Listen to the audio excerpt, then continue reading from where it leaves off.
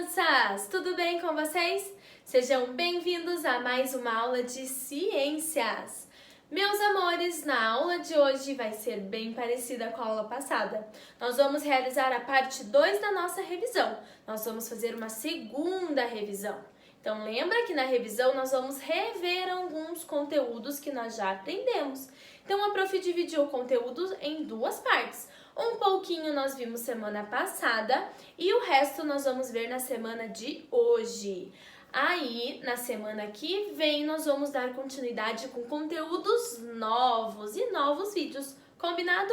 Então prestem bastante atenção na revisão, que depois nós vamos realizar algumas atividades. Então vamos começar a nossa revisão de ciências parte 2, tá bom? É a última revisão no momento. Semana que vem voltamos com as nossas aulas normais e com conteúdos novos. Então nas nossas aulas nós também aprendemos sobre os habitantes do cerrado, que são os animais que vivem no cerrado. Mas vocês lembram o que é um cerrado? Então olha só. O cerrado é um bioma, ou seja, é uma grande região onde vivem determinadas espécies de plantas e de animais. Então, existem várias espécies desses dois que nós acabamos de falar, que são as plantas e os animais. O cerrado, ele tem algumas características próprias, tá? Então, ele apresenta árvores de pequeno porte, com caules retorcidos, tá? E de casca grossa, além de flores coloridas. O chão do cerrado é coberto por plantas rasteiras, ou seja, plantas que ficam rentes ao chão, bem próximas ao chão, e que são semelhantes à grama, que tem um aspecto ressecado. Como, por exemplo, nesta imagem que vocês estão vendo do cerrado. Tem os troncos grossos, com cascas grossas, são troncos retorcidos, temos as plantas rasteiras ali no chão. Então, este é uma imagem do cerrado, ok? Mas e os animais que vivem lá no cerrado? Vamos ver alguns? Existem muitos animais, mas nós vamos relembrar somente alguns, tá bom? Como, por exemplo, a cutia e o juriti, que são animais que procuram frutas caídas no chão, tá bom? Temos também o tatu peludo e o jacucaca, que eles também procuram frutas caídas no chão, como, por exemplo, esta fruta aqui, que se chama araticum, tá? Esta ave jacucaca, além de comer a fruta igual a cutia e o tatu, ele também se alimenta de outros animais, como esse bicho-folha aqui, certo? Outros animais que nós encontramos no cerrado é a coruja e o gato do mato. Mas existem muitos outros animais também, tá bom, meus amores? Todos esses animais e muitos outros animais que vivem no cerrado são caçadores e buscam o seu próprio alimento, certo? Então, lá no cerrado, os animais eles buscam o próprio alimento deles. Aprendemos também sobre os animais que vivem na água. Então, vamos relembrar. Como que é composto uma água doce? Então, olha só, os rios, os riachos, os lagos e as lagoas são ambientes aquáticos de água doce, tá? Nesses ambientes vive uma grande diversidade de seres vivos. Então, nós temos aqui a ariranha, que vive na água doce. Temos também o peixe-boi da Amazônia, que vive em lagos que são de água doce. E temos, por exemplo, a tartaruga que se chama tigre da água, que ela pode ser encontrada entre as plantas que vivem na beira de lagos, rios e riachos. Então aqui nós temos alguns animais que vivem na água doce. Também vimos o que é uma água salgada, né? Que são os mares e os oceanos, que são ambientes aquáticos de água salgada. E a água salgada cobre a maior parte da superfície da Terra. Vamos ver algum exemplo? Nesses ambientes há uma grande diversidade de seres vivos com diferentes jeitos de viver. Então, na água salgada, alguns animais se movimentam na água e são muito ativos, então eles nadam muito rápidos, como por exemplo, a tartaruga marinha. Outros vivem presos a grandes blocos de rochas. Esses blocos de rochas nós também chamamos de costões rochosos, como por exemplo o ouriço do mar, que vive preso ali nos costões rochosos. Outros ainda se arrastam na areia da praia ou se arrastam no fundo do mar, como por exemplo o animal que se chama raia. Ele nada bem baixinho do fundo do mar, bem rente ao chão, como se ele estivesse se arrastando.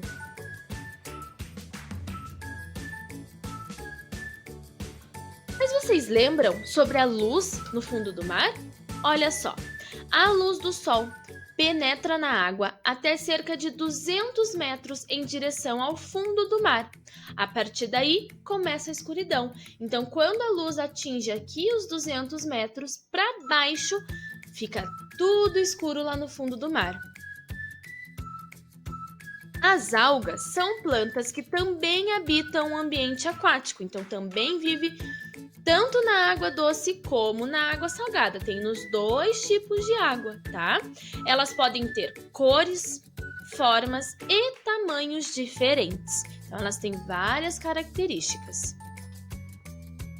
Aprendemos sobre o mangue, que é este lugar que vocês estão vendo aqui na imagem. Em locais onde há o encontro da água do mar com a água de um rio, quando os dois se encontram, formam os ambientes chamados de manguezais, que são os mangues que nós estamos vendo na imagem ali, certo? Neste ambiente vivem plantas com características bem particulares. Muitos animais que vivem no mar, como camarões e peixes, e aves de diferentes tipos, incluindo as aves aquáticas. Aprendemos sobre os mananciais. Quem lembra o que é os mananciais? São fontes naturais de água doce que ficam na superfície do solo, igual vocês estão vendo aqui. Então é uma fonte, como se fosse uma cascata, né? Mas ela é uma fonte natural, da própria natureza. Ninguém pôs a mão ali, nenhum homem modificou, tá? Ela é uma fonte natural e de água doce, certo? Também vimos os mananciais subterrâneos, que também são fontes naturais, também são de água doce, mas elas são encontradas não na superfície do solo, tá? Elas são encontradas em camadas profundas de rocha, então bem abaixo do subsolo. Igual vocês estão vendo aqui na imagem, ela está bem embaixo das rochas. Vimos sobre as bicas. As bicas são fontes construídas pelo ser humano em um local onde jorra água vinda de um manancial subterrâneo. Então, tem um manancial subterrâneo lá embaixo e o ser humano construiu uma fonte, igual vocês estão vendo. Essa fonte vai jorrar a água lá de baixo do manancial subterrâneo para essa bica que vocês estão vendo a imagem. Também aprendemos sobre os açudes e as represas, tá? Que são mananciais construídos pelo ser humano.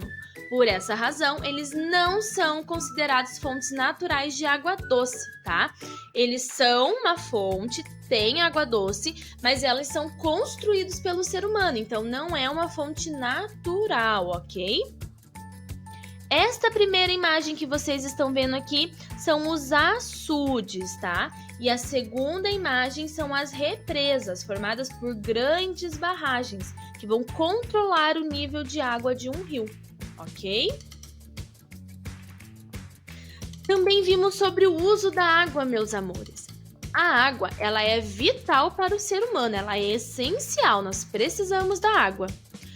Porque além do consumo, além de tomar a água, nós utilizamos também para realizar diferentes atividades diárias. Como por exemplo, olha só, nós utilizamos água para tomar banho, para ir ao banheiro, fazer um xixizinho, né? Também utilizamos água para lavar o carro, lavar a casa, a calçada, quando não está chovendo, né, meus amores? Porque nós temos que cuidar da água, economizar, certo? E também utilizamos a água para lavar roupa, lavar os nossos alimentos, as frutas e as verduras. Então a água é essencial, nós precisamos dela para poder realizar as nossas atividades. Antigamente, quem lembra como que eles utilizavam a água? Eles usavam chifres de animais para beber a água. Então eles colocavam a água dentro do chifre, como se fosse um copo.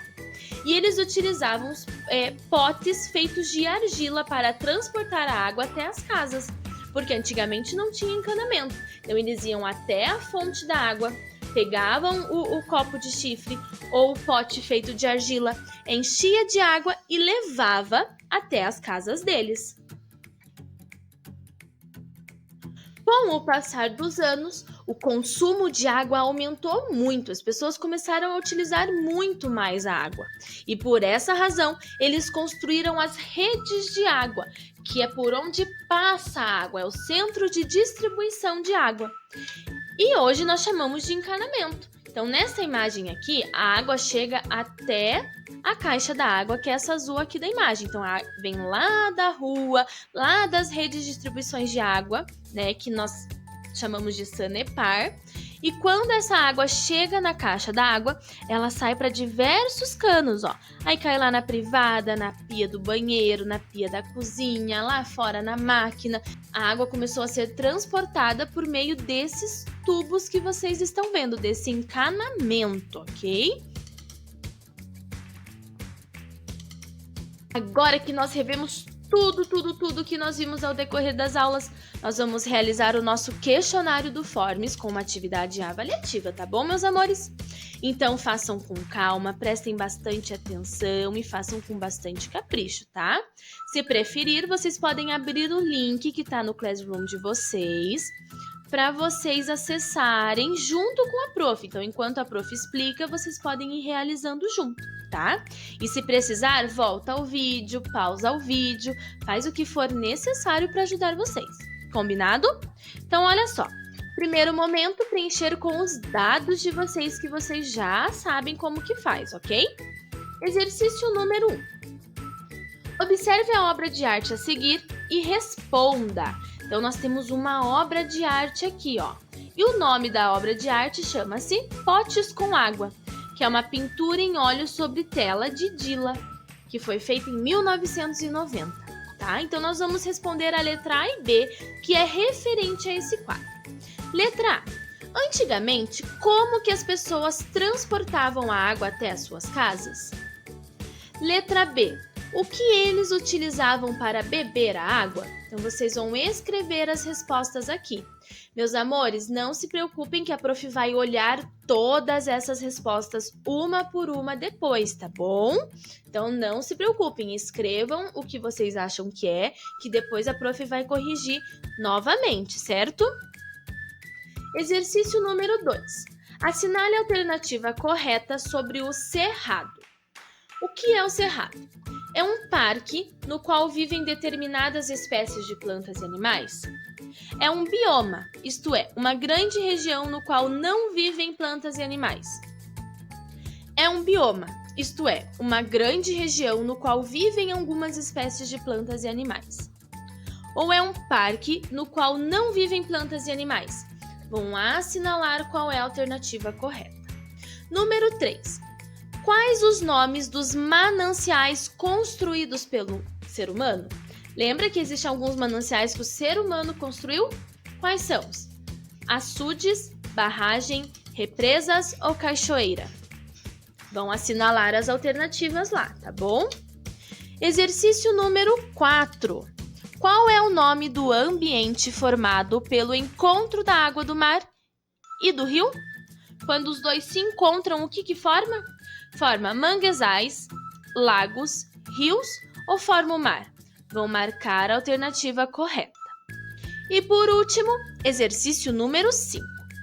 Aprendemos que existem 2 tipos de água em que os animais vivem: a água doce e a água salgada. Quais dos ambientes aquáticos são formados por água salgada? Então, qual que é formado por água salgada? Rios, riachos, mares, lagos, oceanos ou lagoas?